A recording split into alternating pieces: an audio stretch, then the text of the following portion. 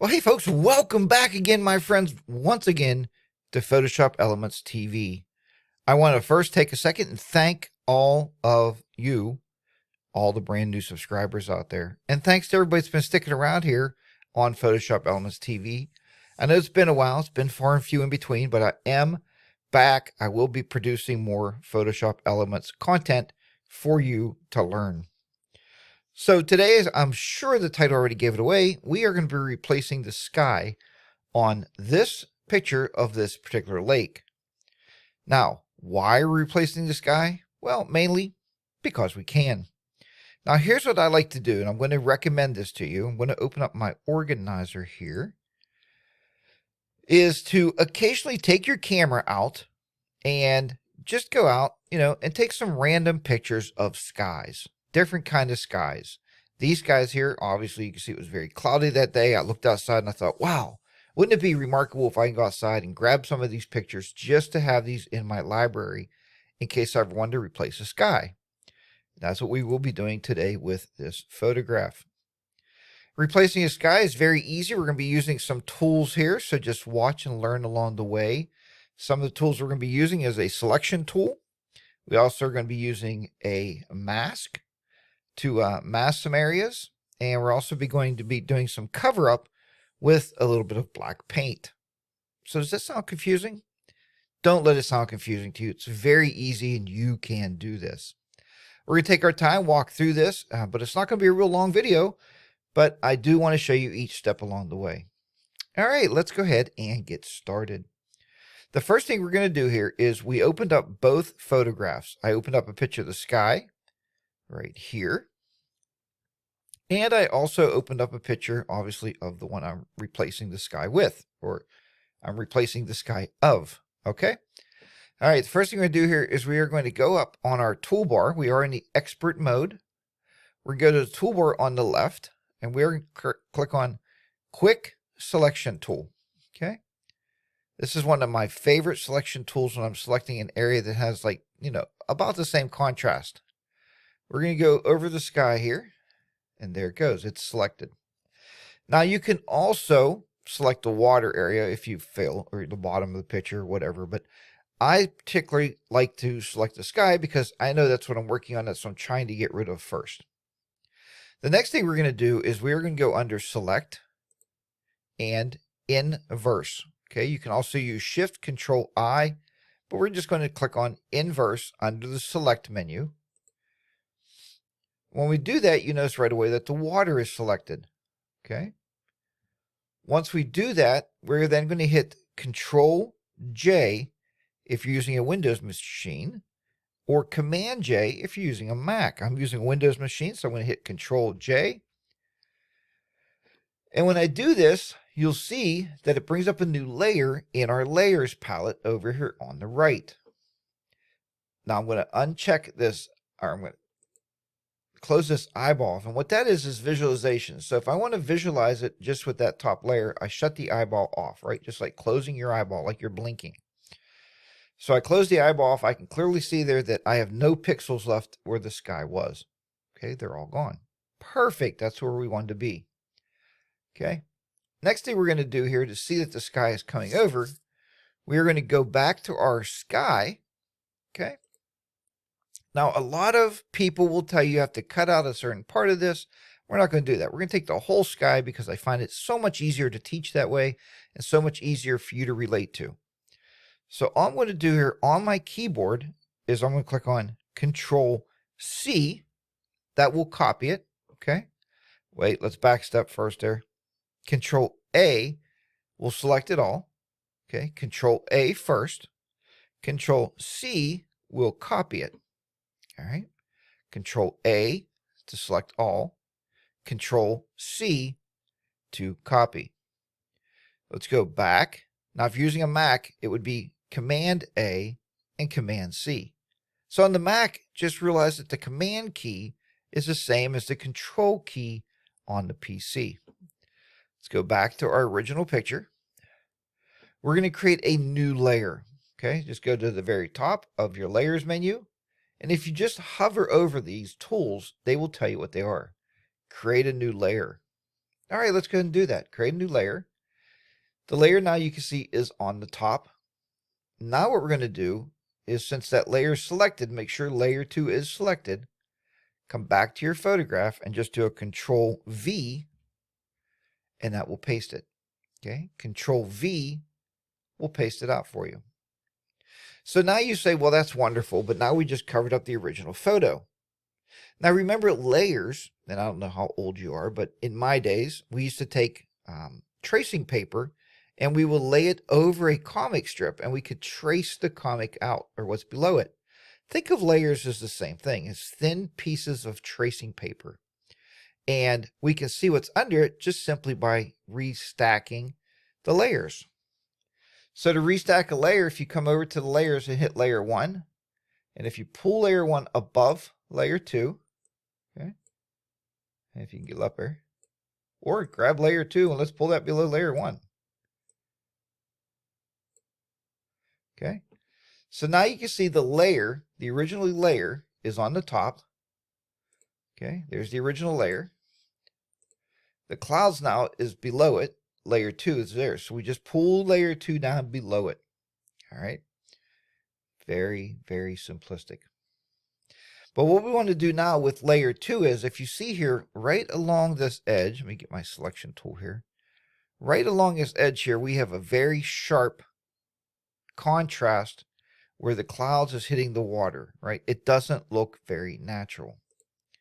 So what we want to do there is, now we're going to come into using that layer mask. Okay, I love layer masks, and it showed up in Photoshop Elements. I believe it was like 2010 sometime, or 2015, around that area. I don't exactly recall when. If you don't have a layer mask, you're going to have to upgrade your Photoshop Elements. So up on the top, click on layer 1 again, and we're going to click on layer mask. Here's layer mask. Now the way a layer mask works, whatever we paint with black, if we paint something with black on the layer, what's going to happen is, oops, let's go back to layer 1 here. What will happen is it will reveal what's underneath of it. And if you mess up and you paint with white, it will bring it back. Okay. So we do have our color palette down here on black. Okay. Let's grab a brush, and we're just going to slowly paint across the top right along the edge here. So if you look, I'm painting right in the middle of the picture. Here's my paintbrush, if you can see it. Okay. And we're painting right along the top of that edge. Now let me show you. If you switch it and go with white, I can bring it back. All right. So if I mess up, I can go back over. And all I'm doing to switch it here is just simply using the little arrows. You can also use the letter X. So X, let's go back to black.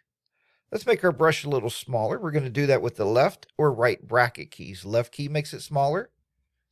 The right key makes it larger. Okay, there's my brush. We're going to go left key and make it smaller. And I'm just holding my left mouse button down. I'm just painting right over top of that edge. That's all I want to do. Paint right over top of the edge here. And I'm just taking off just the tips of that to make it smooth in a little bit more with the clouds. All right. Smooth down a little bit more with the clouds there. And I'm going right along the top here. Taking that rough edge off. And there you can see it's blended in now. Okay. It's blended a lot better. Okay. You can take as much as a little bit of it as you want. And remember, that's because I told you earlier, use all of the clouds, okay? Then that way we can shape this however we want to shape this picture. Now that looks pretty good, okay? The one thing I don't like about this is the clouds seem like they are a different exposure than the water. So we're going to have to fix that. Let's address that right now. Click on layer 2. This is the clouds, okay? Layer 2. We're going to go up under the create new fill or adjustment layer. And all we really need is levels. Let's just work with levels and see if that'll get us the results we want. With levels, we can change we basically can change the exposure of light or dark. So the output level is the black is all the way to the left. Start pulling that to the right. You can see where those clouds will lighten up. Here, I'll bring them up. I'll overexpose them. There you go. Let's pull it back. And you want to kind of get the same kind of lighting on the clouds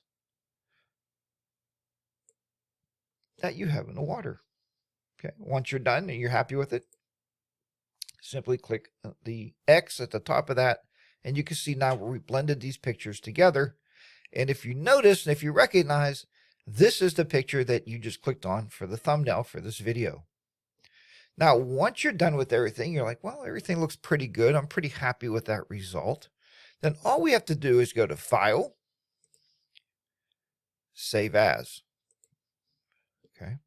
Now, if you want to save this as a Photoshop file, we do this so we can re-edit these pictures. So we save them as a Photoshop file. You can save it as a PSD. That'll retain all the layers and all your work. So if you're working on a very large project, which happens a lot of times after shooting engagement pictures or senior pictures that I go out and shoot nowadays, I'll come back and maybe I'll save it as a PSD because I'm building some kind of special picture for the client. But for this, we're going to change this to JPEG. Now, what JPEG allows you to do is put this thing, on a thumb drive, send it to your phone, go to your local Walmart, your local, photo developing place, or send it off online like Shutterfly or one of those facilities, and they can print it. They don't print PSD files. Give it a name, and we are going to call this Replaced Sky Over the Lake. And when I save this, it's going to maintain all these layers, but it's going to compress them together. So it's going to take all the information and save it together. Let's just simply hit save. Now it's going to come up with this last box, JPEG options. If you're posting this thing to social media, such as Facebook or Instagram or any place like that, you would leave it a quality of 5. That will be perfectly fine for the people viewing it. If we want to take this photo and have it printed, right, or blown up, I want to go all the way to large file. It's going to make a bigger file, 11.6 megabytes, but I know that I got very good quality, and I'm going to save it. And there you go. I saved it out. Folks, I hope you've enjoyed this video tutorial on how to replace a sky in a photograph. As I said, make sure you take your camera out when you're out there shooting pictures. Look up at the sky. Try not to take your pictures directly above your head. It kind of makes it hard to work with. You want to take those pictures more like on a 45-degree angle. So it's a natural sky, and you can use it basically to replace any sky in any photograph. If they're blown out or something happens, you can replace the sky with something more interesting. So thanks. I hope you've enjoyed this video tutorial. If you did, please, as always, subscribe to the channel and give it a big thumbs up. And I hope to see you back here next time on Photoshop Elements TV. Until then, keep your shutters clicking, keep your editors editing, and I'll see you back here very soon. Bye for now, everybody.